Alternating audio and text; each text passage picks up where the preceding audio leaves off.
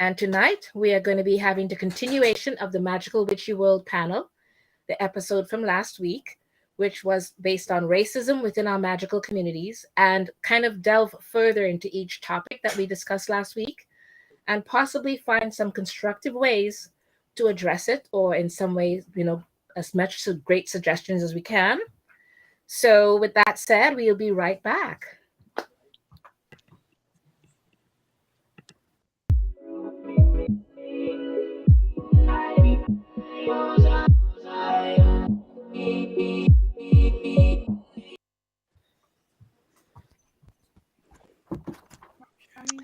Welcome back, everyone. I'm Rhonda, Alin. We're happy to have you all back here. And as Starr mentioned, we are continuing our week 2 of our panel discussion. And I wanted to welcome all of our attendees here in the panel and just acknowledge we have with us again Laura Tempest Zarkroff. We have Kenya Koviak. We have Miss Nikki back with us tonight. We have Laura. We have Sarah, and I'm going to really mess that up. Sahira and back with Nisha. us as well. So thank you all. Hello. Hello. Thank you all for joining again this week. Yes, thank you all. And really I quickly, know, Starr, you had something you wanted to mention. Yes. Really quickly, I wanted to say an apology to both Laura Tempest and Laura Gonzalez for saying the other Laura. That was not intended, and I don't want it. It made me cringe when I watched the playback, and I was like, I don't like that. I would not want that said to me, and being the other Starr or whatever. So my apologies, just so you guys know it. I know, and I said it to you guys, I think afterwards, but I just wanted to say it here as well. Okay, thank you all for being here again tonight. Okay, so one of the things that we want to kind of go back with. Laura Gonzalez brought up a point on cultural appropriation from last week. So what we kind of wanted to do was continue with a bit of that and kind of get it from your perspectives, each of you, as well as see if there's any kind of solutions or things that we can think of eventually to maybe suggestions or things like that. So, whenever you're ready, any of you that would like to speak first, you're quite welcome to kind of raise your hands and let us know. So excellent. Thank you, Laura Gonzalez. Yeah, I'm going to jump in, and cultural appropriation is one of my biggest near and dear subjects to my heart, and especially because I see the Day of the Dead being commodified and co-opted by capitalism, and also by a lot of practitioners in our pagan and magical community. And every time I teach about Day of the Dead, I end with the phrase, the difference between appreciation and appropriation is education. And you can quote me on that, And I think it is very important. I have people ask me with very good intention on their heart, have said to me, I watched the movie Coco. Can I now celebrate Day of the Dead? Wow. And my answer will be no, because you watch movie. I'm not going to watch James Bond and then go catch criminals. So what I invite people to do is always to dig deep into their family's history, dig deep into their origin history. The celebration for the dead has been on every culture, and I'm sure their family history has a tradition. And then people say, well, I don't have family, I was adopted, I don't know where my roots are or whatever. I'm sure there is a community that's around you, a pagan community or otherwise, a cultural community. And it's not that, for example, certain practices are closed practices. Some are closed practices and they are to be respected. But the ones that are not necessarily a closed practice, and Mexico being as huge and continental just like the United States, you're going to find different people giving you different answers. However, if you ask me, I'm going to send you to find in your own culture and not to just appropriate a culture because you watch Coco. So that will be my proactive solution, to go and dig deep into family or culture or local communities. Check. Okay. Yeah, that's a good suggestion. I'm gonna quickly jump in and say something. I loved the movie Coco, and I tell people many times, go take a look at it, and it will tell you. It kind of delves into however you decide you want to celebrate your ancestors. Going back, like you said, everybody has their way of doing it, and it's interesting because when I celebrate Samhain, Sahira will let you know that I kind of tell people, he who is remembered lives. In other words, if we remember their names or their photos or whatever it is, and we let them know we remember them, they live on in our hearts and our minds and everything else. So to me, Coco kind of did that. They indicated that if you say their names, they're not forgotten and all of that. So to me, seeing that movie kind of reiterated or backed up what I've always thought before I saw the movie. So that way you're not culturally appropriating anything. You're just kind of saying, see, this is what I meant all along. If you keep saying the person's name at any time or at Samhain, a particular day, you will that they're also remembered. So that's something you're just reminding yourself of who they are. And again, for those who are adopted or do not, your community are part of your kins. You can work with that, or the people that you're adopted into, their ancestors welcome you too.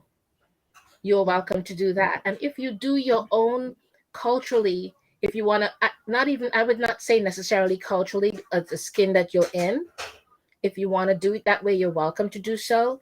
But I do really believe that whatever your, or okay, I'll say one part. I believe highly in reincarnation and that we've been here many a times. If we're following with that, and many of us believe that, then of course, in your soul, in your heart, you will feel what calls out to you. Follow that. And that may not be what people on the outside think skin wise that you should be following, but follow what calls to you from your heart. And if that goes with it, that might be what belongs to you, even though you're adopted. It's just a suggestion. Okay. Anyone else? I know, Kenya, you had your hand up for a second. Yes, please. I am not going to use the phrase circle back. I want to come back and touch on what you just said, because that part about follow what you're reminding me of the search for Massey and that is really good book. But here's the thing. Can you hear me? Can you hear me? You're breaking up a bit on us, Kenya, I have to say. Mm-hmm. Can you hear me now? Yes, go ahead. Okay. I want to say, because I'm foster, but Okay. because it It's wasn't. happening Kenya, I'm again. going to have to interrupt you. I'm so sorry. We'll have Yeah, to wait, come we're not back to you. hearing. Maybe the connection will come a little bit stronger, a little bit in a little while. Right now, it's breaking up quite a bit. Yeah. And I definitely want to hear what you have to say. Yeah, I from definitely that want point to of view, hear. yeah. But hopefully we can get that fixed. Anyone else here in the panel have any thoughts on Yeah. Miss Nikki had her this? hands up. Yes, the one thing I am going to say is don't be afraid to ask questions, okay? Because you want to be able to explore other people's point of views. You want to be able to see things from the other person's side. So don't be afraid to turn around and ask, hey, about the Day of the Dead. Okay, where did this come from? And so forth. Don't be afraid to ask these questions and try to be as polite as you possibly can to be there. But I also say, and I do, and I'm one of those people, do your research. Mm-hmm. I agree with that. Mm-hmm. But a lot of people, they're just afraid of saying, of asking questions. So either they keep their mouth shut and then they go on based on ignorance. And I'd rather you ask the question to somebody who may know the answer than to continue to act inappropriately based on ignorance when Right. you've got somebody there. Because a lot of times, with the internet, we've got so much misinformation on the internet, and it drives me insane sometimes. We just want to make absolutely sure that people have, some sort of connection here. And you never know, you may make a new friend with this person. And there's a new connection. So don't be afraid to turn around and actually kind of reach out. Right. Absolutely. Well Who's said. next? Okay. Laura Tempest had her hands up first. Yes, Laura Tempest.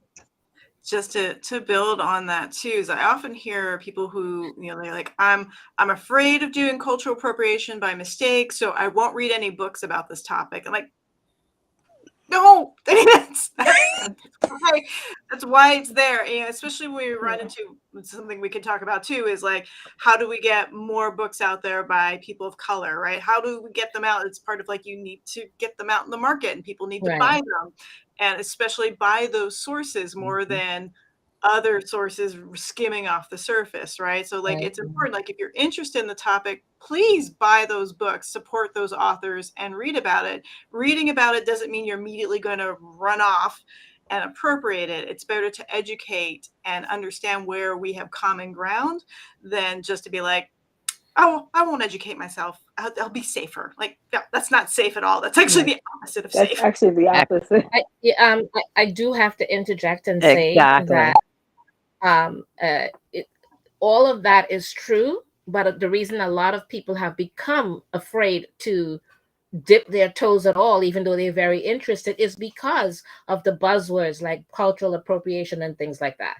You have to see it for it has that negative side of it too, because rather than inviting them or feeling like they're being invited to really learn something genuinely, they feel now afraid that they're going to be accused of culturally appropriating. Yeah. So they now have stepped back. A lot They'll of be them, challenged in a lot of them, and they don't want to even ask anymore, or because they're afraid of being some of them have said they've been rudely spoken to about it, so they don't even want to ask anymore. And that's a shame, because on one hand, another disservice is happening, and then on another hand, another set of disservice is happening. So we have to find an even keel in the middle where we have an be more open to being asked, so that way the person does not feel right away as if, okay, I'm not going to ask. I'm afraid of being accused of it, because a lot of them have been accused of it. And some of them have been learning or trying to learn for many years, and they've still being accused of it. So it is creating a bit of an issue there. So there are two sides to that coin. Okay. I believe Shahira, you were absolutely. Sorry. I see you have your hand up, Laura Gonzalez, but we have Kenya back here, and then we'll come right back to you, Alice. Kenya. And Shahira had mentioned that Shahira had her hands up as well. Can you hear us? Okay, so can you hear me? Oh, Shahira. Yeah. Oh, Shahira. Yes. Okay, I had to switch. Yes. I had to switch media, unfortunately. Okay. Okay. So I know that we're probably going backwards because I missed what you said because I had connection issues. So what I wanted to say was, in regards to the situation where someone who says they may not know where they come from because they're adopted, or like in my case, they're fostered, but I was lucky enough to know where I came from. In that situation, it's fine. They may be able to use community to find out what speaks to them. But another thing, a part of that equation that we're not looking at in my experience is that if you are reaching out, and I'm using Day of the Dead as an example, but in my tradition, it wouldn't be Day of the Dead, or Days of the Dead rather, because I know it's actually Days of the Dead. I actually went to educate myself so I would know better. The thing is that the people you're trying to reach back to, there is usually a connection of custom that they are looking for in order to know that you are of their kin and that you are reaching toward them. And if you start doing a lot of traditions that they're completely unfamiliar with, even on the other side of the veil, you may have connection issues, much like the laptop I was using in this cast today. You may have a little bit of a challenge trying to overcome that. So that is one of the dangers of not being able to make that connection to your culture. And when I say culture, I don't just mean bloodline.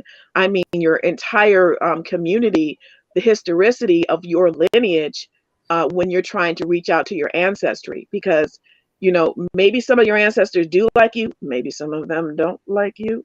But either way, if they don't recognize what you're doing, trying to talk to them, there's going to be a problem. Even language barriers might be okay, but if they don't know why you're using marigolds in October, then that might not speak to them. I mean, that was just my comment. So I'm going to jump back out because, again, I know I'm late. No, that was great. That was That great. was great. That's something that is good to hear on that other side of it. No, thank you. Yeah, thank you. Okay, Thank so Can I jump Sahira, to and then we'll go to Sahira Laura real quick? Gonzalez. Yes. Yes, I know. So, You had I just wanted to bring up a certain point. So when we talk about appropriation, also we have to be clear on what that term means, because it means different things to different people. For me, let's say, you know, my tradition, we practice, you know, African traditional religions, right? And so when I see someone of a different culture kind of being initiated and participating, for me, I want to know that they're all in, right? That they're doing their research, that they're venerating the orishas, that they are doing everything that they need to do in order to honor, right, those orishas and the tradition. And so I look at it differently, as opposed to culture is where your mind frame is at. For example, when, you know, Santa Muerte, you know, all of a sudden the last 3 years or 4 years, like everybody, oh, Santa Muerte, she's dope, she's this, you can smoke weed around her and do all these things. And I'm like, do you know anything? Do you know anything about Santa Muerte? Do you even know what she likes? Do you know why she accepts everyone, right? It doesn't mean that there's an open door for everyone coming in the way you want. She wants you to approach her in a certain way. You have to learn that. You have to educate yourself. So when I think of appropriation, I think about like a trend. So, oh, it's cool to do this because, you know, everybody's doing it. So let's just follow along and do it also.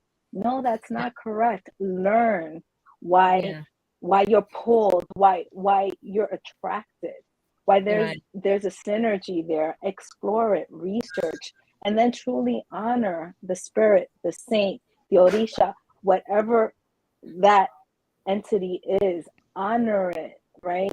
And speak to it and approach it with respect. I think that there's also, you know, there's appropriation, there's appreciation, but with appreciation, there's also respect. And I think that's what a lot of people don't give. And that's why things blow up in their faces and they wonder why, right? Oh my gosh, my house was on fire. It's like, well, you know, you were working with Candelo, who's all about fire, and you lit a black candle at midnight. Guess what happened to your house now, right? You have to learn and you have to research. And you know, that's my 2 cents, because that's what really drives me crazy. Because a lot of folks talk about appropriation, but, you know, in some, and this may be a little explosive for me to say, but in some way, sense, or form, we're all appropriating if you look at what the term means, right? You know, in some way. Because guess what? I can trace my African lineage, but that is so far removed from me. Why am I practicing a Yoruban tradition if I'm not African, right? Or I haven't even stepped on the continent, right? So folks may look at me and go, well, she's appropriating, but you don't know anything about my lineage. You know what I believe in, and you don't know what I respect, you know, and what calls to me, what attracts me, and who's in my corner as far as my spiritual court. So in that sense, you know, when we think of appropriation, there's a little bit of that everywhere, right? But it's about respecting, appreciating, respecting, doing your research, and really being all in on what you are gravitating towards, as opposed to doing it because, like, bell bottom jeans. Oh, that's cool. Let me wear them, even if I don't look good in them. Like, Right. I'm 5 feet tall. If I wore bell bottoms, I would look ridiculous, right? Regardless of the trend. It's not a trend. This is a lifestyle, but more than a lifestyle, it's a mindset. It's what's in your heart. Yes, so follow absolutely. Well said. Well said. Wow. Laura Gonzalez? Yeah. Thank you. So ditto to everything that Sahira just said, and just to kind of piggyback on that, appropriation of a culture is most likely when you profit from it. And we have to also make that point, right? If I have a person who is not of Mayan descent doing a cacao ceremony, those don't even exist, by the way. But people are now co-opting that. I am not going to go to a cacao ceremony with a person that is not of Mayan descent, or a Mayan person, or even a Mexican person, or a Guatemalan person, because that person is actually profiting from the culture, Right. without being privy to the struggle of the culture. Right. Appreciation is, as Shahira say, you appreciate something, you learn about it, etc. And trends are incredibly dangerous. But I also see, oh my God, I lost my train of thought. Come back. Anyway, the second part of this that I wanted to say is, not every person is open to be approached with questions. And we have to be very, very, very respectful of that. Laura Gonzalez, I'm very open about Mexican culture, indigenous culture, Day of the Dead, etc. Not everybody is open to that. And most of us are not even benefiting from that exchange. So I've seen a lot of creators in TikTok and Instagram and otherwise, other media that most of us turn our nose upwards to, sharing their Venmo and sharing their, kind of like to have that energy exchange. Like, yeah, I can educate you, but what am I going to get in return? Because we, most of us people of color, having colonized, over colonized, over colonized. So now that we're educators, people want that for free. So, that is not necessarily. Absolutely. And I remember what I was going to say about the cultures. You cannot appropriate a dominant culture. You cannot appropriate Krampus. You cannot appropriate Christmas. You cannot appropriate German culture from winter, etc., because those are dominant cultures. And I have been told, well, aren't you appropriating Krampus? No, I love Krampus. I love the lore and the stories behind it, but I cannot appropriate it because it's a dominant culture. So that is also a big difference. And with that, I'll be quiet now. Thank you. Okay, thank you. Actually, Rhonda, Sharing all of that. Yeah, thank you so much. I remember you were saying something regarding monetizing, so I'd love to have you speak on that a bit, please. Right. Some of the things that I know this is a topic that has been discussed across the industry, across other panels and so forth, is noticing, for example, and it goes back to the monetizing the topic, but noticing that those who are actually putting out material don't necessarily come from the seat of the culture, and so they're the ones making. And I'm going to use the language. We'll have authors who are predominantly European or white heritage putting out what might be considered ATR or whatever topics. And those are the books that are going out, and those are the ones being published. And I know this is also brought up a little earlier in our conversation, but and the classes also. The people who tend to get the recognition tend not to be the ones who are in the weeds doing the original work. We brought this up last time, and I wanted to touch on that a little bit deeper and say, so how do we, what are some of the things we can do? What are some of the things we can do to help raise some awareness? And I think maybe last week someone was mentioning, put some money behind these authors, some money behind these events. I do have certain. Go ahead, It's not Starr. just the money behind. That's a great point, Rhonda, because that's why I said let me have you input with that. I do have to say, I've watched many things as we all have, from many perspectives, and no matter what, we all kind of see things from your linear point of view sometimes without realizing it. It's embedded in the system, and as people would call it, systemic racism of different types. But just about every author on the topics of voodoo, hoodoo, whatever it is, majority, 90% or plus, are whites or Spanish. And we know it was not their original culture. Mm-hmm. Then you see, I've only seen, not that I know everyone, but I've only seen one person literally say, I learned from this person and I honor her for what she's taught me, even though he wrote the book on it and he honored her in the book. It is still another white person putting out the books, and that black person or that uh, um, uh, is not doing so. They're not.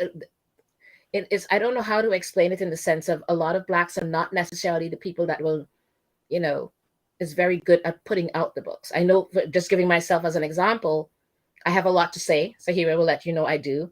And I have a lot to write about. I just literally feel like I have no time to input or put those things on paper.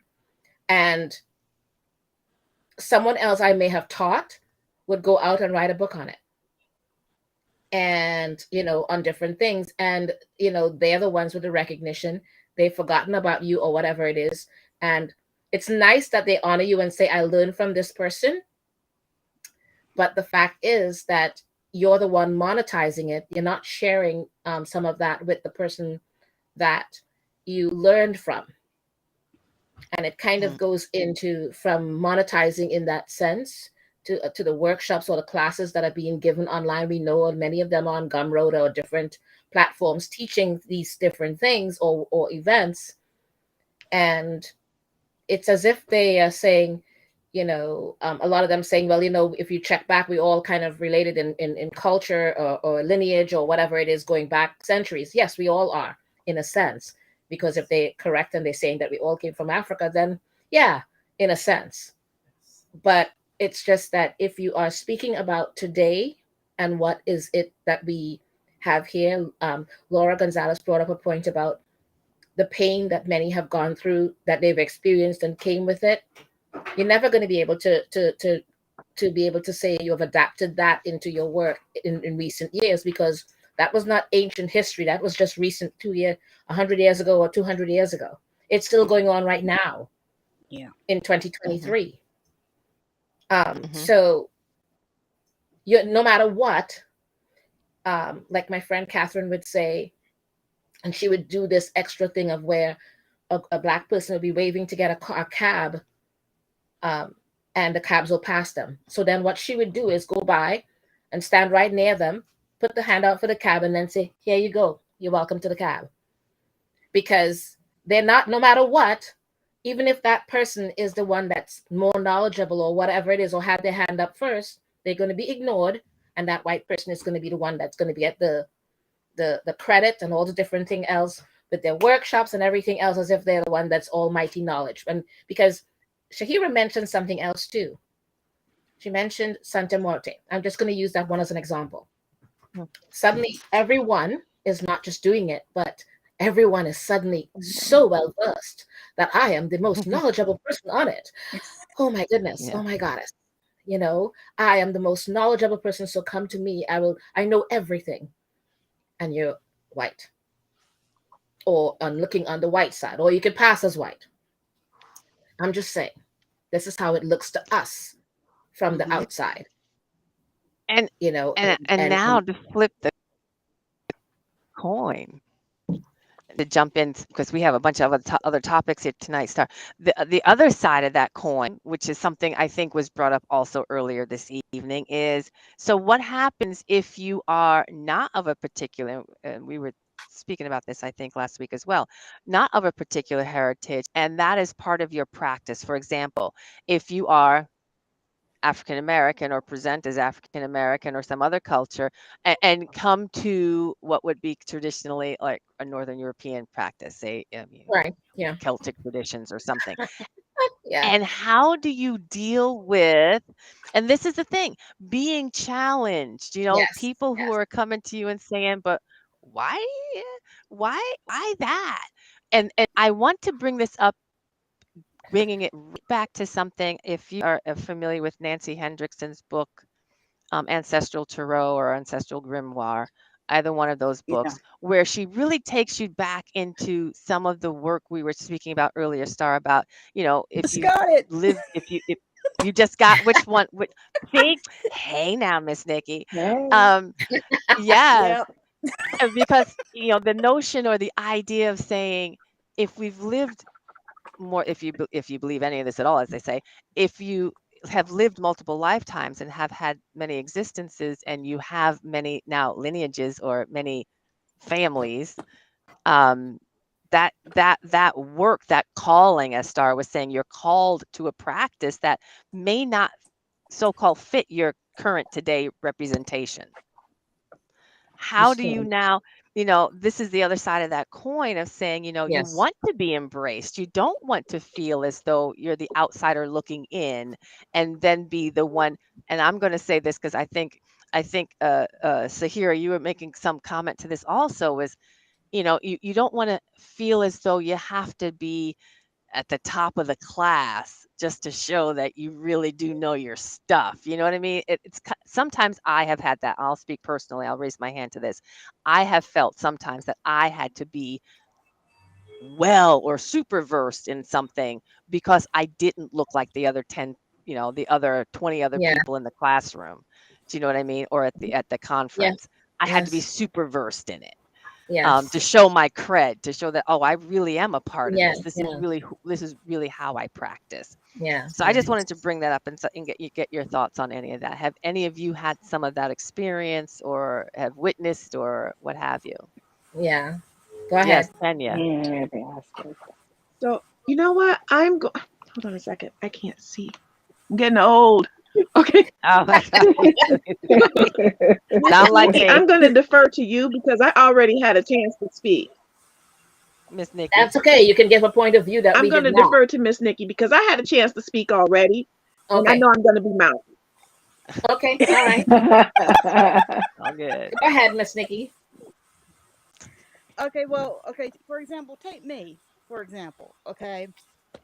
When I started out, number one, I didn't know where my magic had come from because in Appalachia, a lot of things that we do, they're just done that way. Okay, they're not say that this is magic and this is not. It's, for example, why do we paint the ceilings on our porches blue? We paint them to keep the haints from coming in. That's what we do.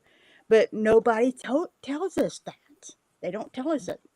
This is the way it's always been. That's just tradition. Certain things like that. Why do we put this and this and that? Why do we do this?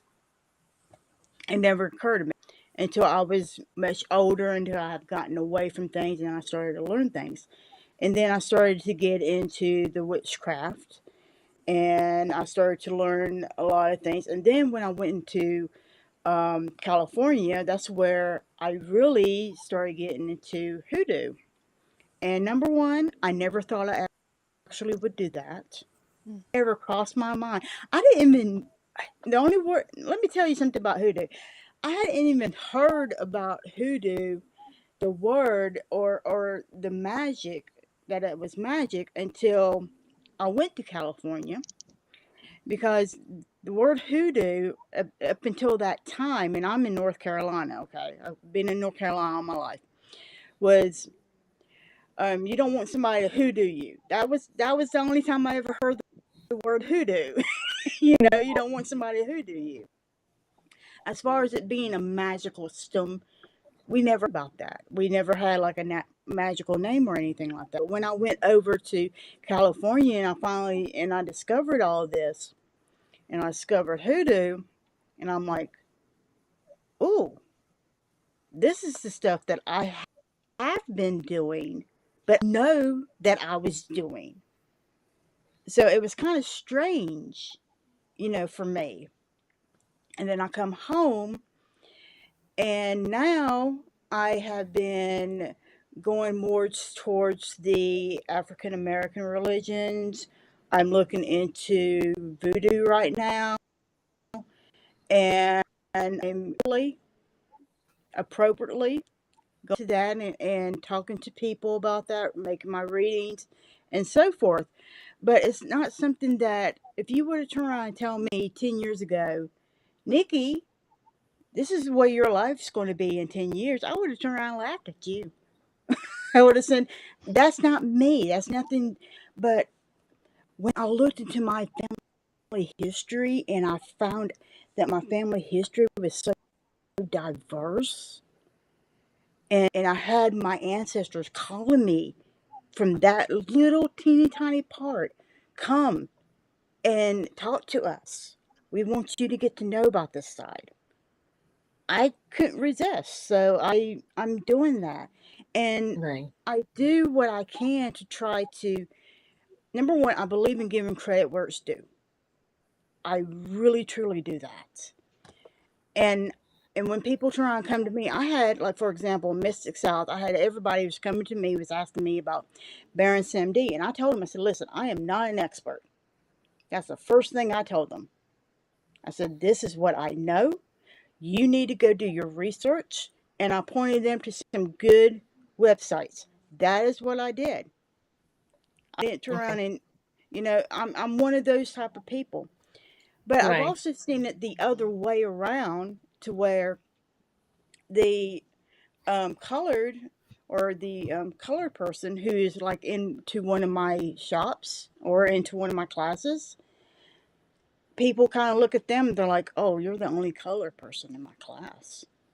And I'm like, why does that matter? You know, I'm one of these people that I try to make everybody comfortable, because we all come from different parts of spirituality. We all have different parts where we started. But it just really astonishes me, like, and I'm going to stop right after this one other comment, okay? And this is where I was saying about how sometimes Hollywood tries to influence you. I remember my Hollywood first, what? I'm sorry, I didn't hear that part. Hollywood what? where Hollywood influences people Okay. sometimes. And I didn't really understand that until I went to California. I went to my first pagan festival in California, and it had so many diversities in it. And they had colored people there, people of color, and we're coming to these witchcraft things. And I was like, wait a minute, don't you do hoodoo? And then I thought, where the hell did that come from? I immediately stopped myself and I said, where the hell did that come from? You know, why? And then I was sitting there thinking, well, maybe it's because of these. I watch a bunch of horror movies. I said, maybe it's because of the horror movies, stuff like that. And then I stopped myself, because I realized that was not a very good thought that I had. Right. Yeah. And that was very inappropriate. Mhm. And Right. then, I had, from then on, I had turned around and decided that I was going to try to learn. Not only was I going to learn magical systems that had interested me, but a little bit about something else. That way, if somebody came to me, I could point them into another direction. Because I'm not going to be an expert on everything. Okay? Well, no one can be. Yeah. Of Right, course. right. And when No, somebody comes to exactly, you and they're like, exactly. I know, it's like, it was just amazing. Everybody was coming to me and wanted me to tell Thank them about the Baron, and I'm like, I'm not an expert on the Baron, okay? That's the first thing I think I said that like 20 times there. they I'm not must an Okay. expert on they the must Baron. have felt comfortable approaching you. That's Yeah. probably Right. it. They Right, felt right, comfortable coming to you. right. But I And want to check I'm before glad. Starr, did you want to say Anybody something real else? quick, Yeah. or Yes, Yes. sir. Go ahead. I wanted to Who was it that you said? I'm sorry, Rhonda. She's Oh, speaking to I you. was just going to circle I was going to circle back to Kenya and see if Kenya, you felt ready to share Yeah, I what you think were she. going to share before. Sure. I'm having my personal summer right now. Oh, They come, bless. they go. I They come, they understand go. that. I As feel my you. high They come, priestess they used to go. say, you don't look for the crone finds you. Uh,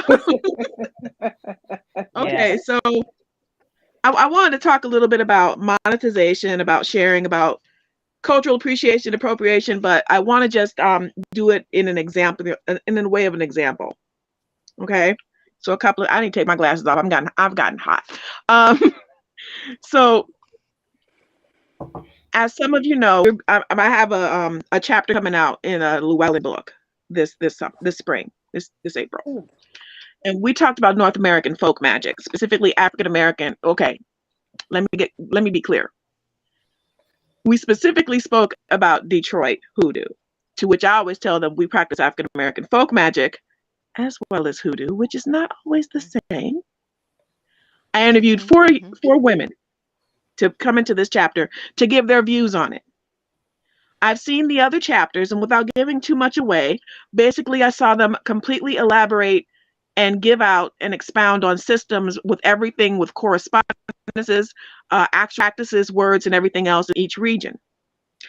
Our whole position was oral tradition by practitioners, okay, who grew up in it, giving you a peek into it, but we did not give you specific traditions. We did not give you specific correspondences. I gave you 3 spells, work it out. But the thing is, what we wanted to explain were the practices through stories and memories, which is how I felt oral tradition would have practiced, to pass it down without giving away too much. And I think that's one way you can be paid without giving away the shop, number one, or giving away the goods. Number two, I've always went, and I hope I'm not too loud, I know my voice is piercing. I've always felt that there is, when you come into someone's magical home, especially if it's lineage based or if it's culturally based or familially based, is that a word?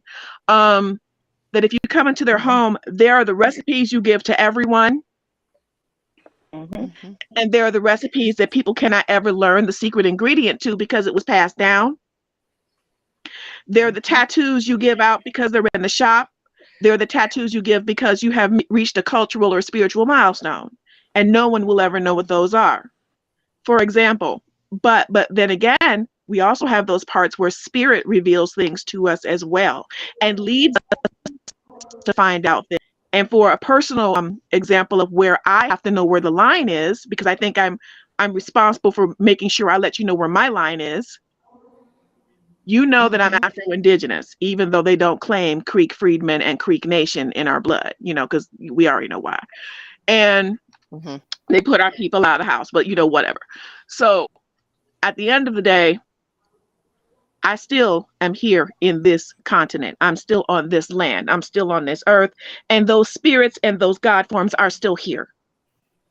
And if I am exposed to them, I'm taught how to honor them by people who have lived their lives and have their lineage to do that.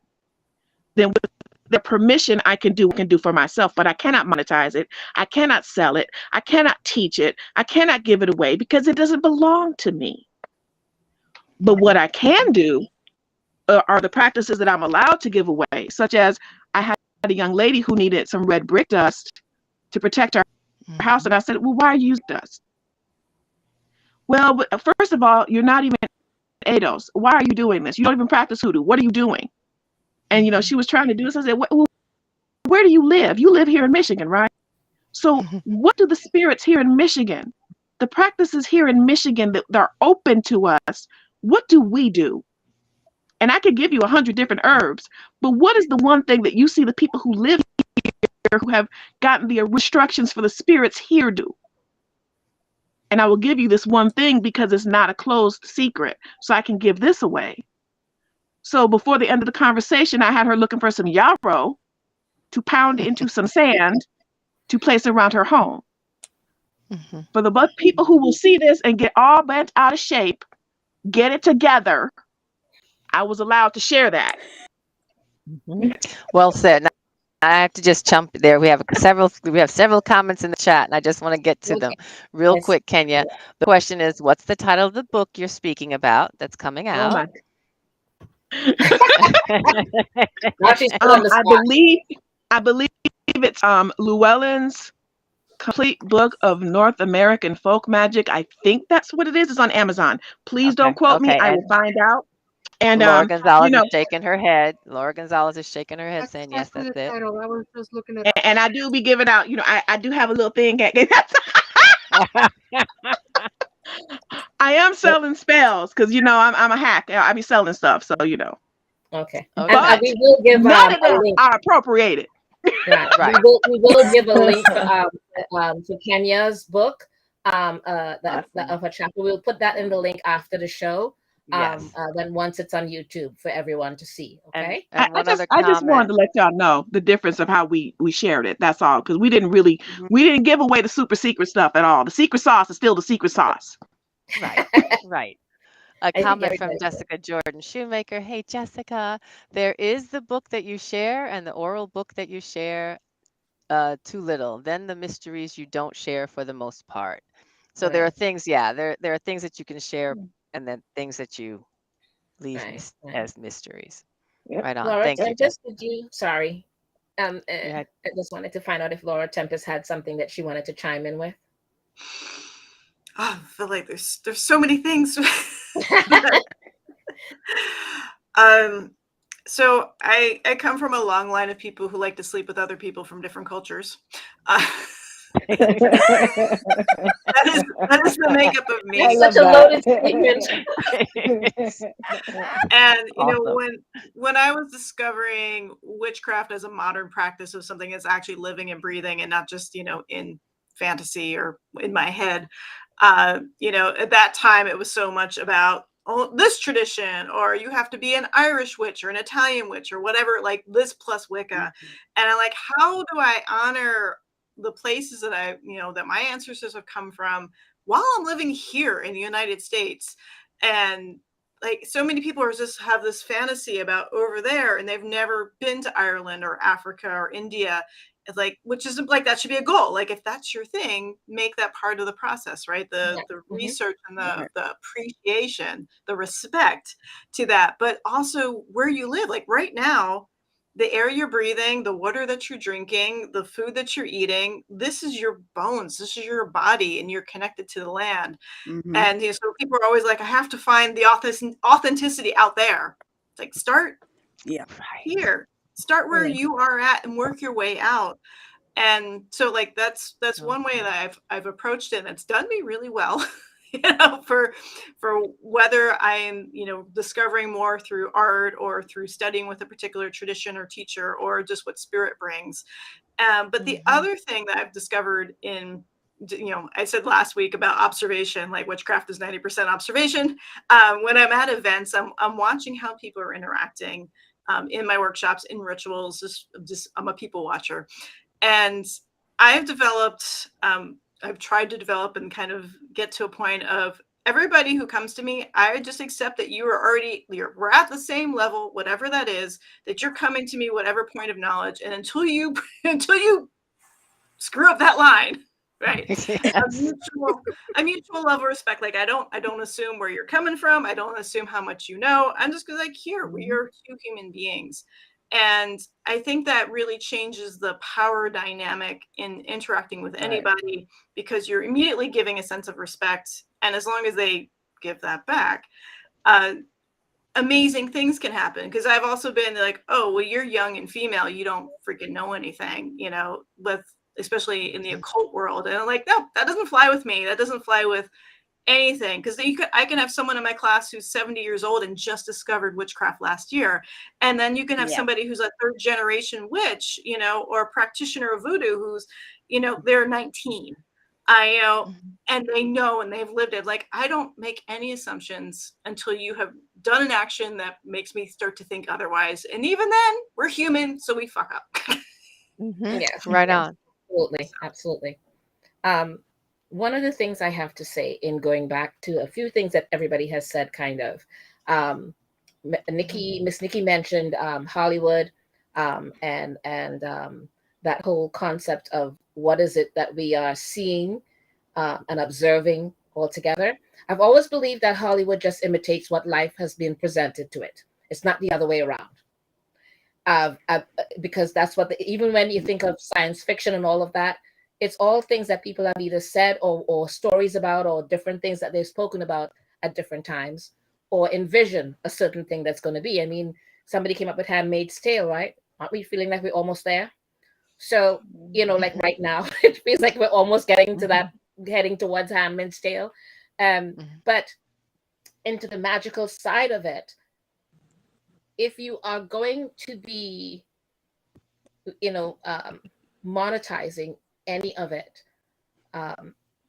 it's not just appreciating it, but appreciating its source. Not source. It's the source of where it came from, and the peoples and everything else with it. You cannot, because if you, and I'm going to say this and do not take offense, okay, because it's the truth of what I have seen, my truth, basically.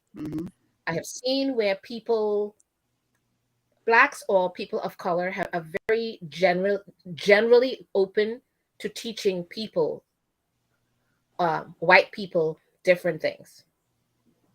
And then when it's white people, a lot of them would say, well, that's appropriation. They're the first ones to tell you that, or why are you practicing Celtic or different things. They don't, in other words, Blacks are, or people of color are very much into you're welcome at the table, whereas whites are not saying you're welcome at the table.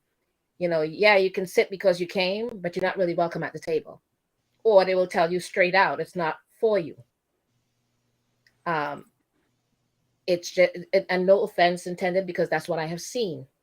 People have actually said it outright, and it made me highly, highly upset. And to some of them, I could barely speak to them right now because of that, of certain things that they've said, of where, they welcome Blacks has taught them hoodoo and all the different things, but in the meantime, now that they're practicing their particular cultural tradition of where they are indigenous right now, they're not welcome you to it. But they'll actually say, but we'll welcome a white person, but we would not welcome a Black person.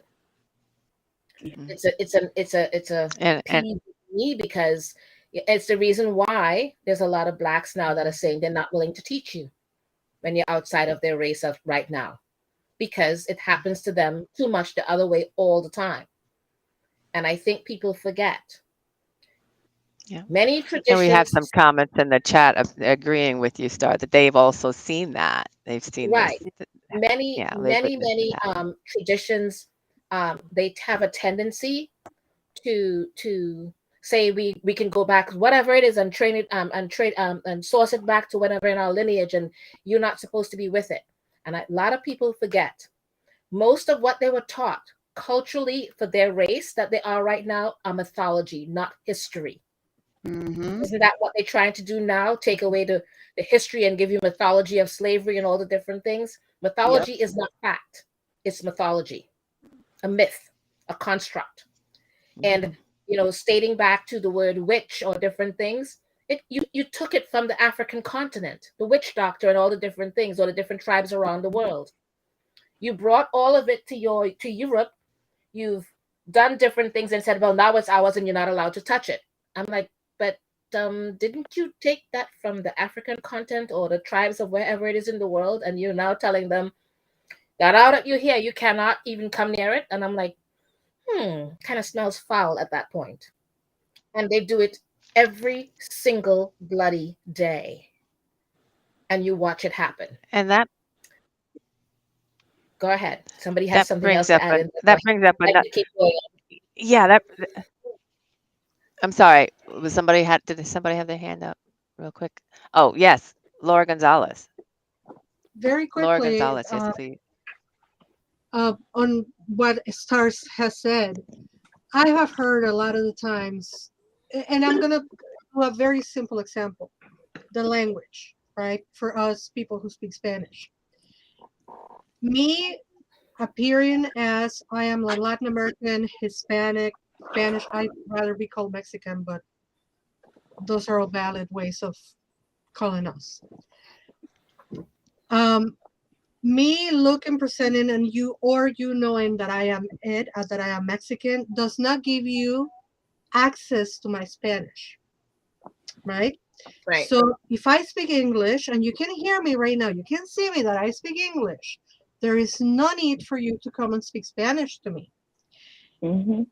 But when you go to Mexico and you speak 3 words in Spanish to Mexican people there, they're going to be A-okay with you doing that.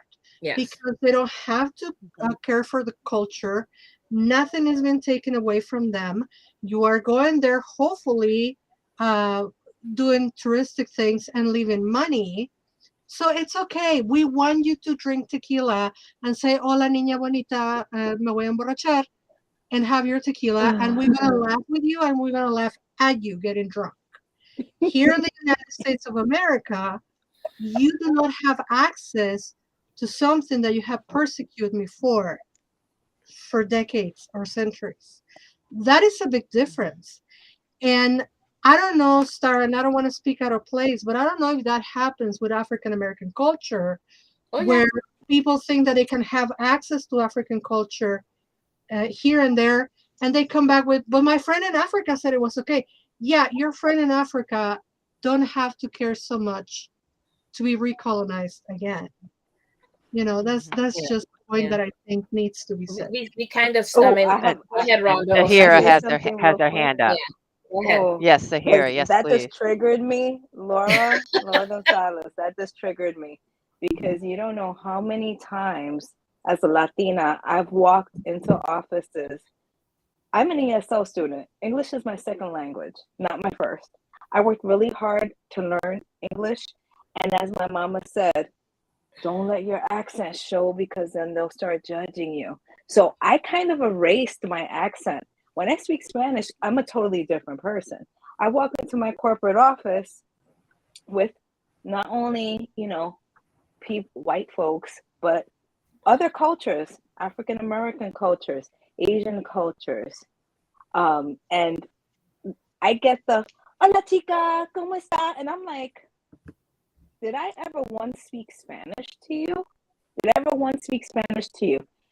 It does not make me feel like you want to be my friend or you want to be on the same level of relatability with me. It makes me feel like you're disempowering me, like you're demeaning me.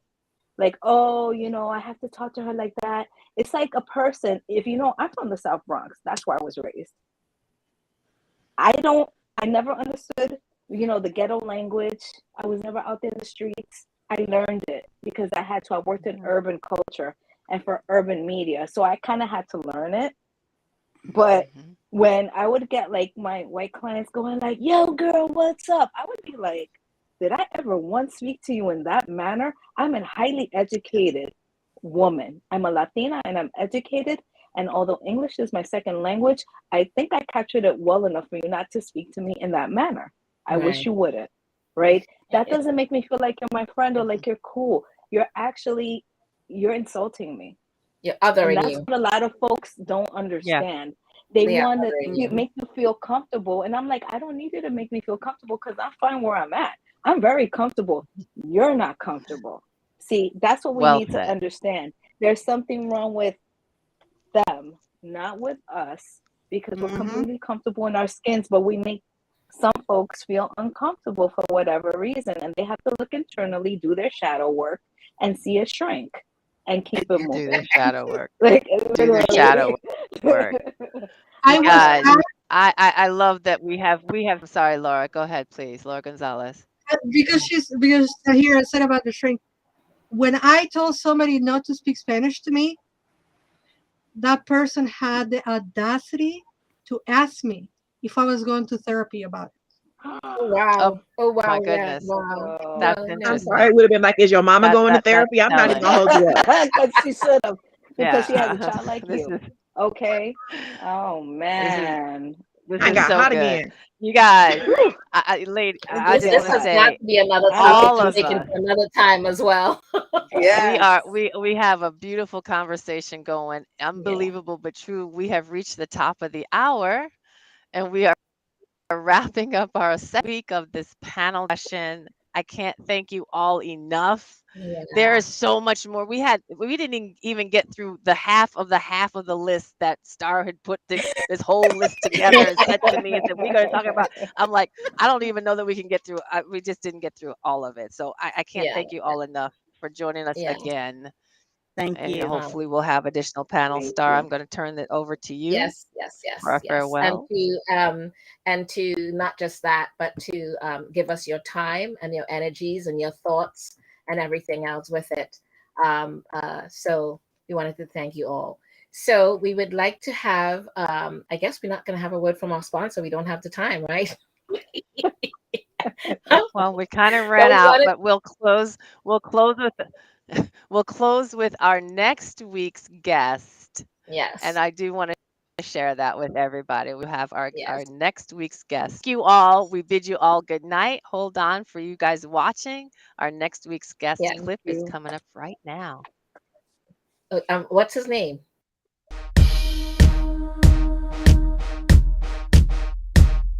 This witch don't do pagan standard time, but I'll make time if you want.